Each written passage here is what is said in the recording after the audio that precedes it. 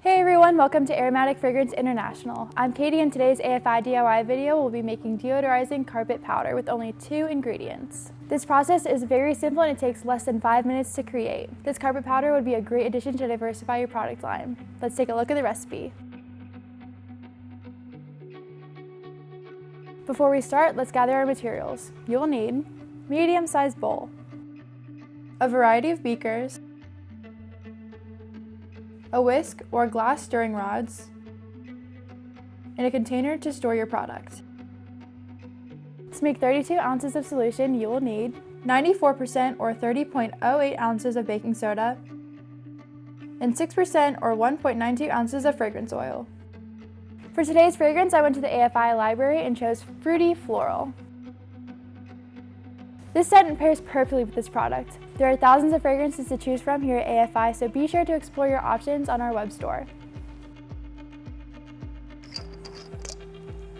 Oh my gosh, it smells amazing. Okay, let's get started. First, pour your baking soda into a medium-sized bowl.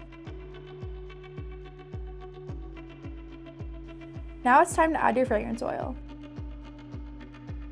Stir your mixture until it is free of lumps. Once your solution is fully mixed, store your product in a container. I chose this container because it has a lid with cutouts on in order to spread the powder easily. It's really as simple as that.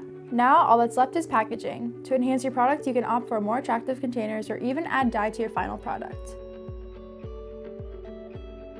To use this product, simply add a light coating to your carpet and let the product set for 10 to 15 minutes.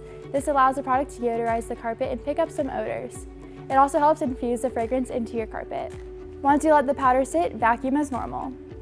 This product ended up costing us about $1 and you can sell it wholesale for $3 to $4 and retail for $5 to $6.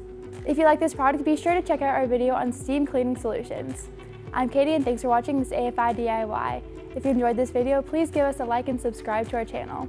Don't forget to check out the link in the description to see all the products and chemicals that were used to make this product. I'll see you guys next time. Bye!